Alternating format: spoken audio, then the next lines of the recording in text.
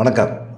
எடப்பாடி பழனிசாமியோட சமீப கால பேச்சுகள் எல்லாமே பார்த்தீங்கன்னா, ஆளும் தரப்போட ஊழல்களை பற்றியோ, ஆளும் தரப்பு அமைச்சர்கள் செஞ்ச ஊழல்களை பற்றியோ பேசுகிறத விட்டுட்டு, தனிப்பட்ட முறையில் ஒரு தாக்குதல் நடத்திக்கிட்டே இருக்கிறாரு. அதுதான் மிகப்பெரிய ஒரு அசிங்கமாக இருக்குது. முன்னாள் முதலமைச்சர் அவர், எதிர்க்கட்சி தலைவர் அவர், ஒரு கட்சியோட தலைமை அப்படின்னு சொல்கிறாரு, வருங்கால முதலமைச்சர் அப்படின்னு பேசுகிறாரு, தன்னை புகழ்ந்துக்கிறாரு. ஆனால் ஒரு எதிர்க்கட்சியோட விமர்சனங்களை தரம் தாழ்ந்து விமர்சனங்களை பண்ணுறது அவ்வளோ தூரம் ஏற்றுக்க முடியாது அப்படிங்கிறது தான் மிகப்பெரிய ஒரு விஷயமா இருக்குது. முதல்ல பார்த்தீங்கன்னா, உதயநிதியை பற்றி விமர்சனம் பண்ணார். பால் டயல் குடிச்சு பஞ்சு டைலாக்லாம் பேசுகிறான் அப்படிங்கிற மாதிரி பேசினார். சரி, அவர் எதுக்காக பால் டயல் குடித்தார் அப்படிங்கிற ஒரு விஷயத்தை தாண்டி அவர் உண்மையிலே பால் டயல் குடித்தாரா அப்படிங்கிற ஒரு விஷயம் இருக்குல்ல. எதையுமே ஒரு யூகத்தின் அடிப்படையிலேயே பேசக்கூடாது. வாட்ஸ்அப்பில் வர மெசேஜ்களை வச்சு அதை வச்சே உண்மைத்தன்மை அப்படின்னு சொல்லி பேசக்கூடாது. பால் டயல் குடித்தவர் அப்படி இப்படியெல்லாம் பேசுகிறாரு. சரி, அவர் அப்பயே போய் சேர்ந்துருக்கணும் அப்படிங்கிற அந்த கடைசி வார்த்தை தான் மிக முக்கியமாக பார்க்கப்படுது. அப்பயே போய் சேர்ந்துருந்தால் நமக்கெல்லாம் பிரச்சனையே இல்லை அப்படின்னு சொல்கிறாரு. ஒரு கட்சியை நடத்துகிறீங்க, அரசியலில் விமர்சனங்கள் வரும். அந்த விமர்சனங்களை எப்படி பேசுகிறது அப்படிங்கிற ஒரு விஷயத்தை கற்றுக்கணும். எடப்பாடி பழனிசாமி கற்றுக்கணும். ஆனால் கற்றுக்கலையே அவர். சரி, அவரை தான் பேசுகிறாரு அப்படின்னு பார்த்தீங்கன்னா, ஓபிஎஸை பற்றியுமே பேசினார். சரி, தென் மாவட்டங்களில் போய் பிரச்சாரம்லாம் பண்ணார்ல. தென் மாவட்டங்களில் பிரச்சாரம் பண்ணும்போது ஓபிஎஸ் அந்த அவருடைய ஏரியாவுக்குள்ளே போய் பார்டரில் போய் பேசியிருக்கணும். ஒரு தைரியமான ஒரு தலைவராக இருக்கிறவர், எதிர்கட்சியாக இருக்கிறவர், ஆளுமை மிக்க ஒரு தலைமை, நான் கட்சி கட்டுக்கோப்பாக வச்சுருக்கிறேன் அப்படிலாம் பேசுகிறவர் அங்கே பேசியிருக்கணும். கொங்கு பெல்ட்டில் போய் பேசுகிறாரு ஓபிஎஸை பற்றி. அவன்கிட்ட கட்சியை கொடுத்துருந்தோம்னா அவன் நேரம் கட்சியை விற்றுட்டு போயிருப்பான் திமுகட்ட அப்படிங்கிற மாதிரி பேசுகிறாரு. இன்றைக்கி பாஜகட்ட யார் கட்சியை விற்று வச்சுருக்கிறது? நேற்று கூப்பா கிருஷ்ணன் கூட ஒரு விஷயத்தை பேசும்போது, அவரும் அதிமுகவில் இருந்தார், ஜெயலலிதா பிள்ளை அமைச்சராக இருந்தவர். அவரே பேசுகிறாரு. நேற்று கட்சி அவர் இப்போ தாவேக்கால இருக்கார். அவர் என்ன சொன்னார்? எடப்பாடி பழனிசாமி கொஞ்சம் கொஞ்சமாக கட்சியை விற்றுக்கிட்டு இருக்காரு, பிட்டாக விற்றுக்கிட்டு இருக்காரு, லீமா ரோஸ்கிட்ட விற்றுருவார் அப்படின்னு சொல்கிறாரு. மார்ட்டினோட ஒய்ஃபு லீமா ரோஸ், லால்குடி தொகுதி அதிமுகவோட வேட்பாளர். இப்போ தான் கட்சியில் சேர்ந்தாங்க. உடனே அவங்களுக்கு எம்எல்ஏ சீட்டு. எதுக்காக எம்எல்ஏ சீட்டு? 3000 கோடி ரூபா கொடுத்துருக்காங்க. தேர்தல் பத்திரம் வாங்கியிருக்கிறாங்க. எடப்பாடி பழனிசாமி அந்த 3000 கோடியெலாம் என்ன பண்ணார்? காசை வாங்கிட்டு சீட்டை கொடுக்குறாரு. இப்போ அந்த அம்மா எடப்பாடி பழனிசாமிக்கு 300 கோடியை கொடுத்துட்டு அவங்க அழகாக சூப்பராக இப்போ வேட்பாளர் ஆகிட்டாங்க.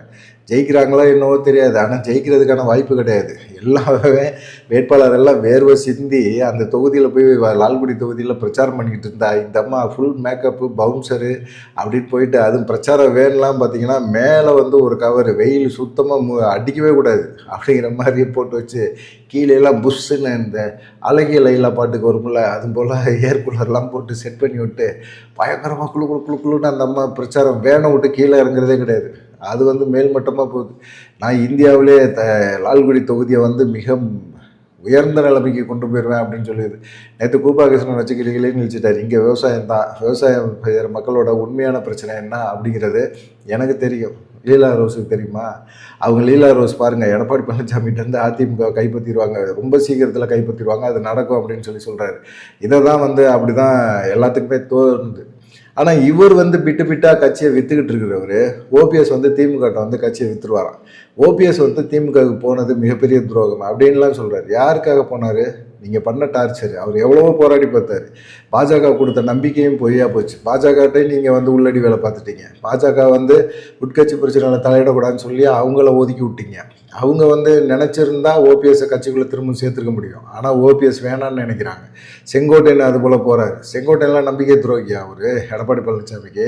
அதிமுக எம்ஜிஆர் காலத்துலேருந்து கொண்டு வராரு. நான் ஒன்றிய செயலாளர்லேருந்து படிப்படியாக முன் வரேன். எப்படி முன்னுக்கு வந்தீங்க? உங்களுக்கு ஒன்றிய செயலாளராக எப்படி செல்வ கணபதி முத்துசாமியாக ஆக்குனாங்க? என்ன பிரச்சனைனால நீங்கள் அதிமுக கொடியாக இருந்தீங்க? இந்திய ஜனநாயக கட்சியிலேயோ ஏதோ ஒரு கட்சியில் இருந்தீங்க. அதில் இருந்துட்டு டக்குன்னு தன்னுடைய சேஃப்டிக்காக இந்த கட்சியில் ஒளிஞ்சிங்க. சேர்ந்தீங்கன்னு சொல்ல முடியாது, ஒளிஞ்சிங்க. பாதுகாப்புக்காக ஒளிஞ்சிங்க.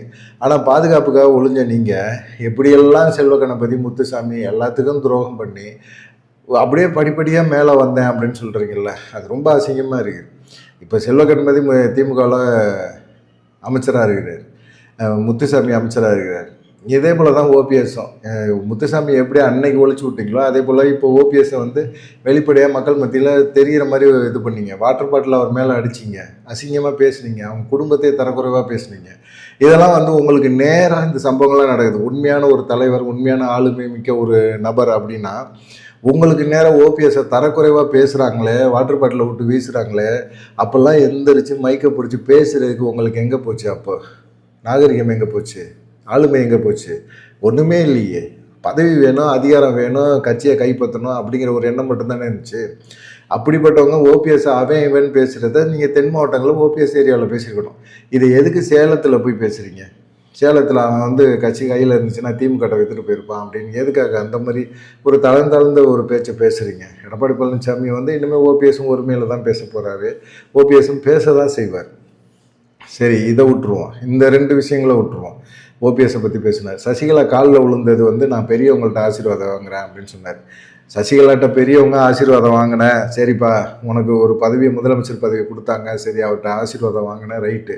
அவங்களுக்கு துரோகம் பண்ணல, 3 மாதத்தில் துரோகம் பண்ணல. நேற்று சசிகலா ஒரு பொதுக்கூட்டத்தில் பேசும்போது கூட அதை சொல்லியிருக்காங்க. நான் சிறைக்கு போன 3 மாதத்துலேயே எனக்கு எதிராக துரோகம் பண்ண ஆரம்பிச்சிட்டாங்க எடப்பாடி பழனிசாமி அப்படின்னு சொல்கிறாங்க.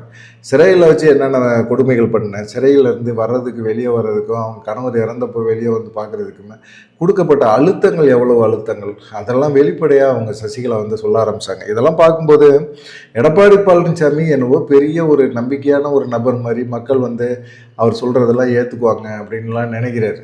அதெல்லாம் பார்த்திங்கன்னா நேதெல்லாம் பேசும்போது கட்டிட தொழிலாளர்கள் வேலை செஞ்சுட்டு இருக்கும்போது கீழே தவறி விழுந்துட்டாங்க அப்படின்னா அவங்களுக்கு இழப்பீடாக 25,000 கொடுப்போம்னு சொல்லி வாய் தவறி விட்டு அப்புறமா உஷாராகி 25 லட்சம் தருவோம் அப்படின்னு சொல்கிறாரு.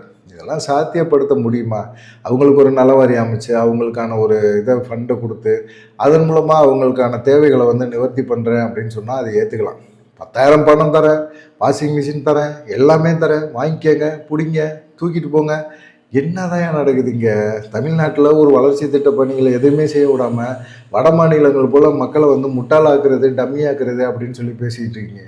இப்போ கொங்கு வேளாளர் கவுண்டர் எடப்பாடி பழனிசாமியோட சமூகத்தை சேர்ந்தவங்களே வந்து இப்போ எடப்பாடி பழனிசாமிக்கு எதிராக அவங்க என்ன ஒரு இது அறிக்கை விட்டுருக்காங்க அப்படின்னா, இந்த சமுதாயத்துக்கு எடப்பாடி பழனிசாமி ஒன்றுமே செய்யலை, எதுக்காக நாங்கள் வந்து இந்த சமுதாயத்துக்காக இந்த சமுதாய மக்கள் வந்து எடப்பாடி பழனிசாமிக்கு ஓட்டு போடணும் அப்படின்னு சொல்லி நேற்று ஒரு அறிக்கை விட்டுருக்காங்க. இப்போ தெரியுது, எல்லாத்துக்குமே தெரியுது, அந்த சமுதாய மக்களுக்கே எடப்பாடி பழனிசாமினால் நம்ம சமுதாய மக்களை வந்து கேவலமாக நினைக்கிறாங்க அப்படிங்கிற ஒரு விஷயம் வந்து புரியுது. சரி, இப்போ வந்து உதயநிதியை பேசினார், அப்புறமா ஓபிஎஸை பேசினார். இப்போ வந்து பார்த்திங்கன்னா முதலமைச்சரை வந்து சொல்கிறாரு. முதலமைச்சர் வந்து கொரோனா பில்லில் இருந்திருந்தாருன்னா அவர் காலியாக இருப்பார், இந்நேரம் செத்துருப்பார் அப்படிங்கிற மாதிரிலாம் பேசுகிறாரு. கொரோனாவை தமிழ்நாடு முழுவதும் பரவ விட்டுட்டு ஓடி போனவர் தான் எடப்பாடி பழனிசாமி. அதுக்கப்புறமா அந்த கொரோனாவை ஒரு கட்டுப்பாட்டுக்குள்ளே கொண்டு வர வச்சார். ஜெயக்குமார்லாம் என்ன பண்ணார்? இந்த லாரியை, தண்ணி லாரியை கூட்டிகிட்டு போயிட்டு இப்போ ஸ்ப்ரே பண்ணுறாரு. ஸ்ப்ரே பண்ணிவிட்டு 2 சைடும் அப்பார்ட்மெண்ட்டுக்குள்ளெல்லாம் ஸ்ப்ரே பண்ணிட்டு போகிறார். கொரோனாவை ஒழிக்கிறாரா இவர்? என்னென்ன காமெடி கூத்து எல்லாமே அடித்தாங்க கொள்ள. விஜய் பாஸ்கர்லாம் மருத்துவத்தில் அவ்வளோ உபகரணம் வாங்குறேன்னு சொல்லி அதில் ஒரு மிகப்பெரிய ஒரு ஆட்டையை போட்டார் கொரோனா பில்லில். இப்படி எடப்பாடி பழனிசாமிக்கெல்லாம் வந்து ஏகப்பட்ட கமிஷன் போச்சு. மக்களுக்கான ஒரு இது கிடைக்கவே இல்லை. மக்கள் வந்து கஷ்டப்பட்டு தான் இருந்தாங்க. ஆனால் திமுக ஆட்சிக்கு வந்தபோது கொரோனா இருந்தது. கொரோனா வார்டுக்குள்ளே வந்து முதலமைச்சர் வந்து போகக்கூடாதுன்னு சொன்னாங்க. ஆனால் வந்து அவர் கூட இருந்த கலெக்டரும் சரி, அதிகாரிகளும் சரி, உதவியாளர்களுக்கும் சரி எல்லாத்துக்குமே தெரியும் அவர் வந்து கொரோனா இதெல்லாம் யூனிஃபார்ம்லாம் கரெக்டாக போட்டிருந்தாலும் கொரோனா வார்டுக்குள்ளே போனார்.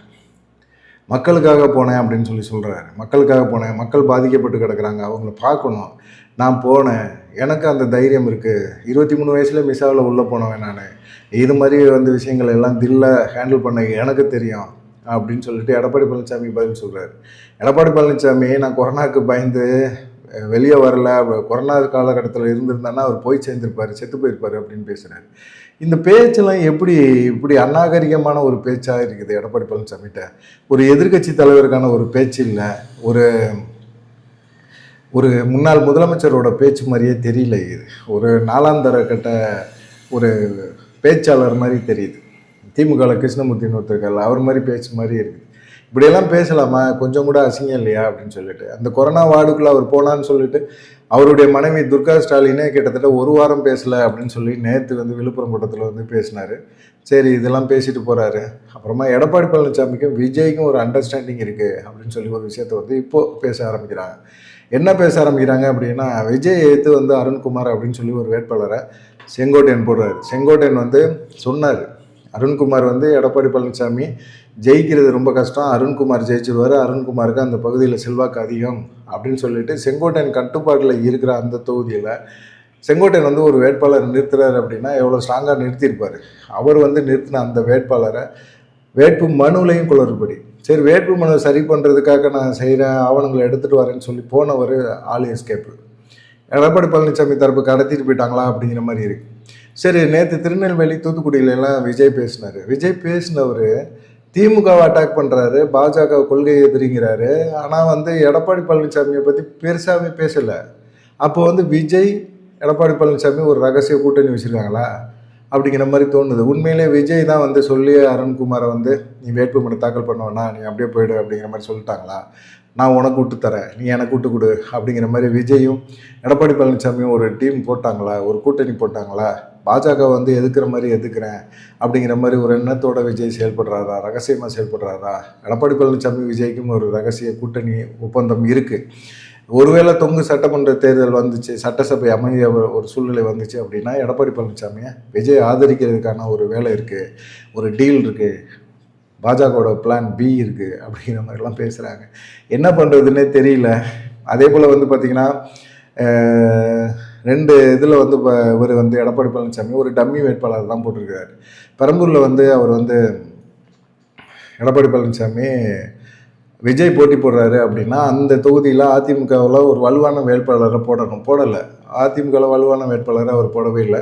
அதுக்கு பதிலாக வந்து பாமகவுக்கு ஒதுக்குனாரு. பாமக திண்டுக்கலை சேர்ந்த திலக பாமக கொண்டு வந்து கொடுத்துருக்காங்க. அவங்க எப்படி வந்து விஜய்க்கு எதிராக வந்து அவங்க பிரச்சாரம் பண்ணாலுமே வெற்றி பெற முடியுமா, வெற்றி பெறதுக்கு வாய்ப்பு இருக்குதா அப்படிங்கிற ஒரு கேள்வியை கேட்டுருக்காங்க.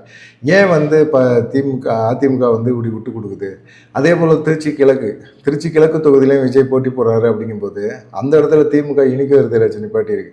ஆனால் அதிமுக சார்பாக யார் அந்த சைடு செல்வாக்காக இருக்கா? மாவட்ட செயலர் வீடு அங்கே தான் இருக்குது, கேபிள் சினியோட வீடு அங்கே தான் இருக்குது. அவர் வீடு அங்கே இருக்கும்போதும் சரி, வெல்லமண்டி நடராஜனோட வீடு அங்கே தான் இருக்குது. வெல்லமண்டி நடராஜன் இப்போ தான் வந்து சேர்ந்தார், உடனெல்லாம் சீட்டு தர முடியாது அப்படின்னு சொன்னால் கூட கேபிள் சினி கொடுத்துருக்கலாம்ல. கேபிள் சினிக்கு அந்த சைடு செல்வாக்கு இருக்குல்ல. அவர் கொடுக்காம எதுக்காக வந்து ராஜசேகர் அப்படிங்கிறவரை இந்திரா கணேசன் கல்லூரியோட உரிமையாளர் அவருக்கு கொடுக்குறீங்க? அதிமுக சார்பாக அவருக்கும் கட்சிக்கு என்ன சம்மந்தம் இருக்குது? அவர் கட்சியில் யாருக்கு எத்தனை பேருக்கு தெரியும் அவர் கட்சியில் அதிமுகவில் தான் இருக்கிறாரு அப்படிங்கிறது? அப்படிப்பட்ட ஒரு சூழ்நிலையில் இப்படியெல்லாம் வந்து காசை வாங்கிட்டு எடப்பாடி பழனிசாமி திட்டம் போட்டு விஜய்க்கு எதிராக வந்து கை நகர்த்தாமல் விஜய்க்கு சப்போர்ட்டாக கை நகர்த்துறாரு. சில முக்கியமான அமைச்சர்கள், முன்னாள் அமைச்சர்கள் தொகுதியில் கூட தாவேகா சார்பாக வேட்பாளர்களை வந்து விஜயோட பேசி கரெக்ட் பண்ணி சில முக்கியமான இதெல்லாம் வந்து செஞ்சுருக்கிறாரு எடப்பாடி பழனிசாமி, டீல் பேசியிருக்கிறாரு அப்படிங்கிற மாதிரி சொல்கிறாங்க. பார்க்கலாம் எந்த அளவுக்கு உண்மை அப்படிங்கிறத. அது இல்லாமல் பார்த்திங்கன்னா எடப்பாடி பழனிசாமியோட விமர்சனங்கள் ரொம்ப ரொம்ப மோசமான விமர்சனங்களாக இருக்குது. இந்த விமர்சனங்களை பற்றி உங்களுடைய கருத்து என்ன அப்படிங்கிறது. அதே போல் விஜய் வந்து எடப்பாடி பழனிசாமியை விமர்சனம் பண்ணவே இல்லை. அதிமுக குறிப்பாக தேர்தல் நெருக்கத்தில் விமர்சனம் பண்ணவே இல்லை. இவர் அதிமுக ஓட்டுகளை தான் சிதைப்பார் அப்படிங்கிற மாதிரி ஒரு எண்ணம் இருக்குது. அந்த மாதிரி சமயத்தில் வந்து இவர் வந்து அதிமுக விமர்சனம் பண்ணாமல் இருக்கிறாரு. ரெண்டாவது வந்து அதிமுகவுக்கு வந்து இவர் சப்போர்ட் பண்ணுறாரா, ஆதரிக்கிறாரா அப்படிங்கிற ஒரு எண்ணமும் டவுட்டும் வருது. அப்படி அதிமுக ஆதரிக்கிறாரு அப்படின்னா பாஜகவையும் மறைமுகமாக விஜய் ஆதரிக்கிறதுக்கான சூழ்நிலைகள் இருக்குது அப்படிங்கிற மாதிரி இருக்குது. ஓட்டு போட்ட பிறகு யோசிக்கிறத விட ஓட்டு போடுறதுக்கு முன்னாடியே யோசிங்க. பாஜகவுக்காக ஆதரிக்கக்கூடிய, பாஜகவுக்கு நேரடியாக எடப்பாடி பழனிசாமியும் மறைமுகமாக விஜயும் களத்தில் இருக்கிறாங்க அப்படிங்கிற ஒரு விஷயம் வந்து இப்போது அரசியல் விமர்சகர்கள் மூலமாக இப்போ பேசப்பட்டுக்கிட்டு இருக்கு. இதை பற்றி உங்களுடைய கருத்து என்ன அப்படிங்கிறத மறக்காமல் கமெண்ட் பண்ணுங்கள். நன்றி, வணக்கம்.